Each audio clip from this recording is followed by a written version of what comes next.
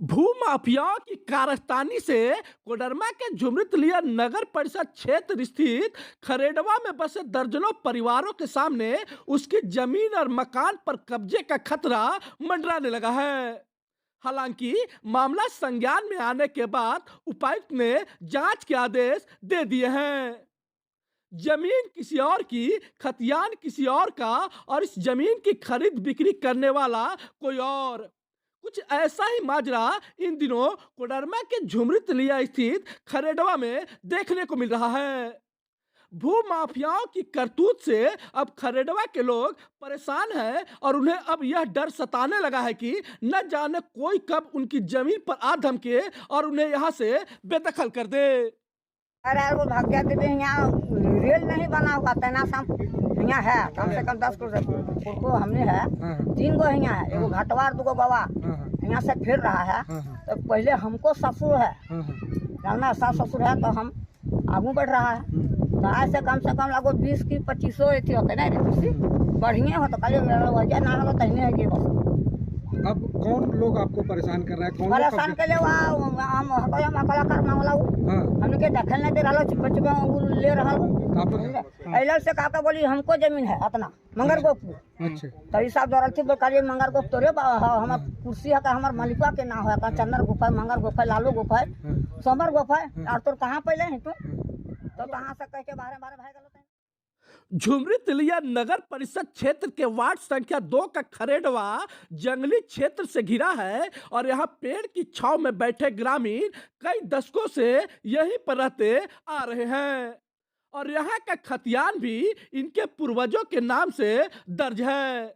लेकिन भूमाफियाओं ने यहाँ की जमीन का फर्जी खतियान बनवाकर एक दूसरे व्यक्ति को 30 वर्षों के लिए इस जमीन को लीज पर दे दिया है, जिसके बाद लीज पर लिए शख्स ने अब इस जमीन को बेचने की पूरी तैयारी कर ली है।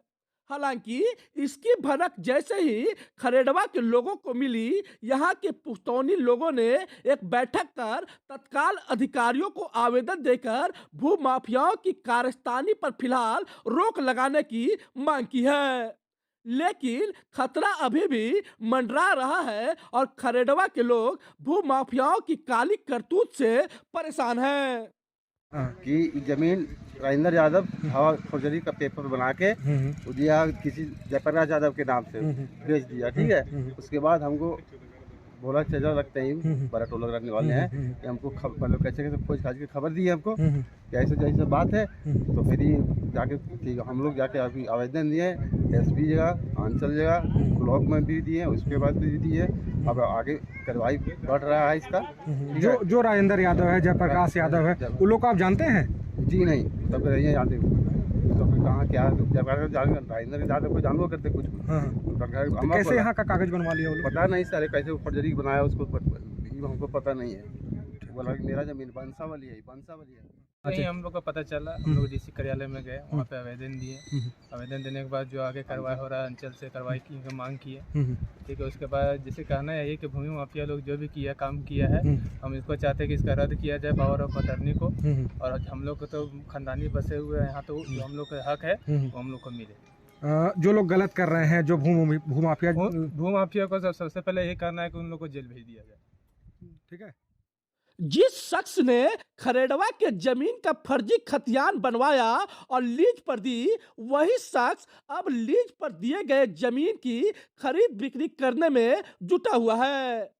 गौर करने वाली बात है कि फर्जी तरीके से बंसावली बनवाकर जमीन की खरीद बिक्री करने वाले शख्स को खरेडवा के लोग ना तो जानते हैं, ना ही उसे कोई पहचानता है।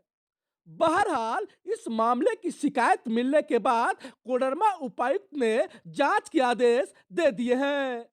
उपायुक्त आदित्य रंजन ने बताया कि फर्जी तरीके से कागजात बनवाने वालों पर कड़ी कार्रवाई की जाएगी। अभी आवेदक भी ग्रामीण भी आके आवेदन दिए हैं, हम लोग उसको जांच के लिए पहले अंचल से, इसमें प्रक्रिया ये कि अंचल से एक जांच रिपोर्ट आती है, संतोषजनक रहती है तो उसी पर हम लोग कार्रवाई कर देते हैं। और उसमें जरा भी संदेह रहता है तो हम लोग जिला स्तर पर कमेटी बना के भेजते हैं। और ऐसा हम लोग कई मामलों में किए हैं, आप लोगों ने देखा होगा सर, गाँव में भी किए हैं, कोडरमा में भी किए हैं। तो हम लोग को अंचल से अभी रिपोर्ट 2-3 दिन में आ जाएगा, और अगर रिपोर्ट संतोषजनक हुई तो उसी पर हम लोग आगे अग्रेतर कार्रवाई करेंगे, और अगर किसी ने अवैध बाउंड्री किया है सरकारी ज़मीन पर तो हम लोग तत्काल उसको ध्वस्त करने का भी कार्रवाई करेंगे। कोडरमा में भूमाफियाओं के हौसले इतने बुलंद हो गए हैं कि जमीन पर कब्जा करने और उसे हथियाने के लिए भूमाफिया किसी भी हद तक जा सकते हैं। लेकिन एक बात तो तय है कि कागजी हेरफेर करने के मामले में कोडरमा अंचल कार्यालय भी सवालों के घेरे में है। ईटीवी भारत के लिए कोडरमा से भोला शंकर सिंह।